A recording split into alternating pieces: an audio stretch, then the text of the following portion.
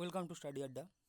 হ্যাঁ, video thumbnail দেখেই বুঝতে পারছো যে ডাব্লিউবি প্রাইমারি বোর্ড একটা নোটিশ প্রকাশ করেছে যে যারা টেটে ফেল করেছে তারা কিন্তু পাস করবে, অবশ্যই পাস করবে।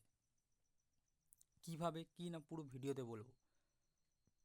টেট উত্তীর্ণ হয়েছে যারা ফেল করেছে তাদেরও নাম্বার বাড়বে এবং যারা ফেল করেছে তাদেরও নাম্বার বাড়বে। আজকেই এই 21/11/2025 এই মাত্র আপডেট দিয়েছে প্রাইমারি বোর্ড যে যারা ফেল করেছিল তারা পাস করবে এবং যারা পাস করেছে তারা তো পাস করেইছে, কিন্তু তাদেরও নাম্বার বাড়বে। কিন্তু কীভাবে বাড়বে, কী করতে হবে, কী ডকুমেন্টস আপলোড করতে হবে, সব কিছু আমি ভিডিওতে বলবো। ভিডিওটা পুরো দেখুন, ভিডিওটা শেষ অবধি থাকুন। ভিডিওটা ভালো লাগলে লাইক করুন, চ্যানেলটাকে সাবস্ক্রাইব করুন এবং একটু শেয়ার করুন। তো চলুন অফিসিয়াল নোটিসে যাই। দেখতেই পাচ্ছেন, আমি জুম করে দিচ্ছি যে বলেছে যে 2017 টেটে 23টা প্রশ্ন ভুল এবং 2022 টেটে এই যে 2017 টেস্টে 23টা প্রশ্নের ভুল এবং 2022-এ 24টা প্রশ্ন ভুল।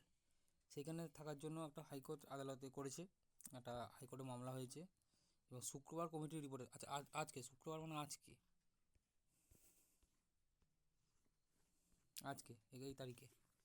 এই তারিখে হয়েছে যে তারা বলতে চাইছে যে না, নাম্বার ভুল প্রশ্নের জন্য নাম্বার পাবেন সকলে, যারা মামলা করেছেন যারা জানিয়েছেন করেনি সবাইকে নাম্বার দেবে। যারা মানে এটা নিয়ে মামলা করেছে তাদেরকেও নাম্বার দেবে এবং যারা মামলা করেনি তাদেরকেও দেবে।